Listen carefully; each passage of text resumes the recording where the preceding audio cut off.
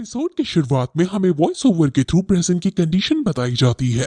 असल में यहाँ डेमन्स ने कब्जा कर लिया है और डेमन से लड़ने के लिए पूरी दुनिया के 6 मंदिर आगे आए हैं।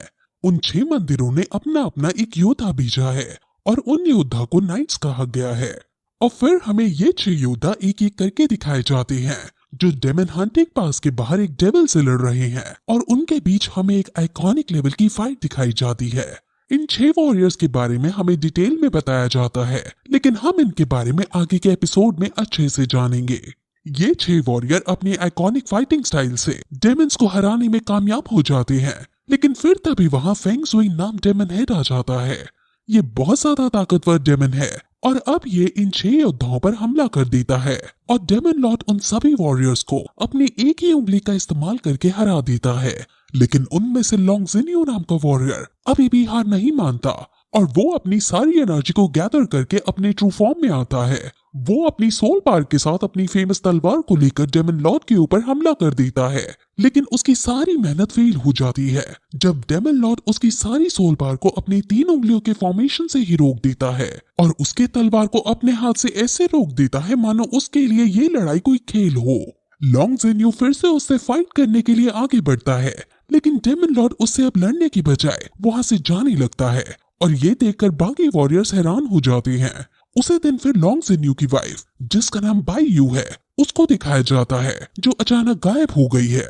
उस दिन डेमन लॉर्ड क्योंकि वहां से चला गया था, इसलिए पहली बार रात में तारे नजर आ रहे थे। डेमन लॉर्ड के जाने की वजह से अब इस दुनिया में टेम्पररीली शांति आ गई है और अब 2 सैनिक लॉन्ग जिनियो की वाइफ के पास आते हुए दिखाए जाते हैं जो उसे कहते हैं कि तुम्हें राजा ने बुलाया है। अब फिर हमें ओडिन सिटी नाम का सुंदर सा शहर दिखाया जाता है और इस शहर के अंदर हम एक नाइट स्कूल को देखते हैं जहाँ एक टीचर अपने डिसाइपल से पूछ रहा था कि तुम सभी नाइट्स बनना चाहते हो ना। इनको सभी मास्टर ड्रिल कहकर पुकारते हैं और ये नाइट स्कूल के टीचर हैं। इन्होंने 1 साल तक इन सभी बच्चों को नाइट बनने की ट्रेनिंग दी है और आज 1 साल बाद इन सभी का एग्जाम है जिसमें इन सभी को अपनी अपनी सोल पावर का लेवल चेक करना है। जिसकी सोल पावर का लेवल कम होगा उसको फेल कर दिया जाएगा और उसको फिर नाइट नहीं बनने दिया जाएगा। अब जियांग हू नाम का बच्चा आगे आता है और अपनी सोल पावर चेक करता है। वो अपनी तलवार को फुल एनर्जी के साथ एक टावर पर देकर मारता है और उसकी सोल पावर 13 निकल कर आती है। उसको पास कर दिया जाता है। एक दूसरा बच्चा अपनी सोल पावर चेक करता है और उसकी सोल पावर 7 निकल कर आती है। क्योंकि उसकी सोल पावर 10 से कम थी, इसलिए उसे फेल कर दिया जाता है। अब ऐसे ही बहुत सारे बच्चे वहां आते हैं और उनको फेल और पास की कैटेगरी में बांट दिया जाता है। अब वहां लॉन्ग हाउशैन नाम का बच्चा आगे आता है और यही इस सीरीज का प्रोगैनिस्ट है। वो किसी भी हाल में पास होना चाहता है, इसलिए वो फुल डेडिकेशन के साथ तलवार लेकर पिलर पर मारता है, लेकिन उसकी सोल पावर सिर्फ 9 निकल कर आती है। उसको फेल कर दिया जाता है। वो बहुत ज्यादा उदास हो जाता है और रोने की कंडीशन में आ जाता है। वो अपने टीचर से एक और बार ट्राई करने को कहता है, लेकिन उसके टीचर साफ मना कर देते हैं क्योंकि अगर उसको दोबारा ट्राई करने का मौका दिया गया तो ये बाकियों के लिए अनफेयर होगा। उदास हुआ पड़ा लॉन्ग हाउशैन अपने सभी दोस्तों के पास जाता है और कहता है कि उसे एक और चांस चाहिए क्योंकि वो किसी भी कीमत पर पास होना चाहता है। सभी दोस्त उसको ऐसा उदास देखकर टीचर से उसको एक और चांस देने को कहते हैं और टीचर को बताते हैं कि लॉन्ग हाउशैन हम सभी में से सबसे ज्यादा हार्ड वर्किंग है और वो एक और चांस डिजर्व करता है। और फिर टीचर लॉन्ग हाउशैन के ट्रेनिंग पीरियड के बारे में सोचते हैं और यहाँ से हमें पता चलता है कि लॉन्ग हाउशैन बहुत ज्यादा हार्ड वर्किंग है और वो एक बहुत बड़ा नाइट बनना चाहता है। वो दिन रात प्रैक्टिस करता है और सभी से ज्यादा मेहनत करता है। टीचर उसको एक और मौका देने के लिए रेडी हो जाते हैं, लेकिन वो एक शर्त रखते हैं। उन सभी बच्चों को फिर से ट्राई करने का मौका दे दिया जाएगा जो जियांग हू नाम के बच्चे को फाइट में हराएगा।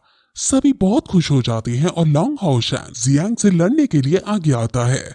उन दोनों के बीच स्वॉर्ड फाइट शुरू होती है और हमें पता चलता है कि भले ही लॉन्ग हाउशैन की सोल पावर कम है, लेकिन उसकी फाइटिंग एबिलिटीज बहुत ज्यादा अच्छी हैं। उनके बीच हमें आइकॉनिक लेवल की स्वॉर्ड फाइट देखने को मिलती है और लड़ते लड़ते हमें नाइट्स के 10 रूल्स भी बताए जाते हैं। वो 10 रूल्स हैं: courtesy, honesty, affection, bravery, justice, victim, honour, perseverance, virtue. अब लड़ते लड़ते लॉन्ग हाउशैन जियांग को अपनी बुद्धि और अपनी स्किल्स की मदद से हरा देता है और लड़ते लड़ते ही फिर वो पिलर पर अपनी तलवार मारता है और उसकी सोल पावर अब 11 निकल कर आती है। सभी बहुत ज्यादा खुश होते हैं और उसे पास कर दिया जाता है। और फिर ऐसे ही बाकी बच्चे भी जियांग से लड़ते हैं और अपनी सोल पावर फिर से चेक करते हैं। टीचर भी हालांकि कंफ्यूज हो जाते हैं कि आखिर पहले लॉन्ग हाउशन की सोल पावर कम क्यों आई। अब फिर स्कूल से थोड़ी दूर के जंगल पर हमें एक नकाबपोश लड़की भागते हुए दिखाई जाती है जो 3 सैनिकों से बचते हुए भाग रही थी। वो सैनिक कम भेड़िए थे और वो असल में थे कौन, ये हमें आगे पता चलेगा। वो सैनिक अलग अलग तरह से लड़की पर हमला कर रहे थे, लेकिन लड़की उनसे बचते हुए वहां से भाग रही थी। बचने के स्टाइल से हम लड़की के अंदर की खूबियों को जान जाते हैं और समझ जाते हैं कि ये भी शायद या तो एक नाइट है या नाइट बनने की खूबी रखती है। वो भेड़िए जब उस लड़की को नहीं पकड़ पा रहे होते तो वो आपस में बातें करते हैं कि उन्हें जल्दी से लड़की को पकड़ना होगा क्योंकि वो टेंपल ऑफ असासिन से भाग गई है। अगर हम उसे पकड़ लेते हैं तो हमें रिवॉर्ड मिलेगा। वो लड़की अब अपने खंजर को बाहर निकालती है और उन सैनिकों से लड़ती है। लड़की लड़ने में बहुत अच्छी है और वो कई सैनिकों को हरा भी देती है, लेकिन इस बीच उसे खुद चोट लग जाती है और इस वजह से वो जब थोड़ी कमजोर पड़ती है तो एक सैनिक आसमान में उछलकर उसे मार देता है और फिर सीन यही कट हो जाता है। अब फिर स्कूल में सभी बच्चे वापस जाने लगते हैं और जाते जाते टीचर लॉन्ग हाउशन को लिक्विड टॉनिक देता है। असल में ये लिक्विड टॉनिक सभी नाइट्स को स्ट्रॉन्ग बनने के लिए दिया जाता है और ये एक तरह का एलिक्सिर है जो नाइट की कल्टीवेटर में कैटलिस्ट की तरह काम करता है। अब वो ये लिक्विड टॉनिक पीकर बहुत खुश हो जाता है और उसकी ये अचानक वाली खुशी देखकर टीचर थोड़ा अजीब सा महसूस करने लगते हैं और वो समझ जाते हैं कि लॉन्ग हाउशन उनसे कुछ छुपा रहा है और वो इस लिक्विड टॉनिक का कुछ और करता है। अब फिर उसका दोस्त जियांग उसे बुलाने आ जाता है और वो दोनों जंगल के रास्ते घर की तरफ जाने लगते हैं। अब जियांग अपना भी टॉनिक लिक्विड उसे दे देता है और यहाँ से हमें पता चलता है कि लॉन्ग हाउशन की माँ बीमार रहती है और अपनी बीमार माँ के लिए उसे ये टॉनिक लिक्विड चाहिए होता है। उसे जब भी ये लिक्विड मिलता है वो अपनी माँ को दे देता है, जिस वजह से उसकी सोल पार नहीं पड़ पाई थी। अब वो दोनों बात कर ही रहे थे कि तभी वहाँ एक लड़की की आवाज आती है और लॉन्ग हाउशन भागा भागा वहाँ जब देखने जाता है तो वही लड़की उसे बेहोश मिलती है। वो उसके जैसे ही पास जाता है वो लड़की उसे खतरा समझकर उस पर अपना खंजर तान देती है, लेकिन जब लॉन्ग हाउशन उससे उसका हाल पूछता है तो वो समझ जाती है कि ये अच्छा इंसान है और वो उसे उसके हाथ पर लिखकर बताती है कि मैं बोल नहीं सकती हूँ, मेरे पीछे कुछ लोग पड़े हैं जो मुझे मारना चाहते हैं। फिर तभी वहाँ कुछ लोगों की आवाज आने लगती है और लड़की कहती है कि हमें भागना होगा। लॉन्ग हाउशन कहता है कि वो मर्द है और वो डर कर नहीं भागेगा, वो उनसे लड़ाई करेगा। अब तभी वहाँ वो डेमन वुल्फ आ जाते हैं और उनको देखते ही लॉन्ग हाउशन थोड़ा डर जाता है और वो लड़की को गोद में उठाकर तेज स्पीड में वहां से भागने लगता है, लेकिन भागते भागते वो पत्थर से टकराकर गिर जाता है। और अब जब डेमन वुल्फ वहां आते हैं तो उनसे अपनी तलवार से लड़ने लगता है। डेमन वुल्फ बहुत ताकतवर है और वो उनसे लड़ते लड़ते बहुत पिट रहा होता है और लड़ते लड़ते वो लड़की के ऊपर भी जा गिरता है और बॉलीवुड वाला सीन हो जाता है।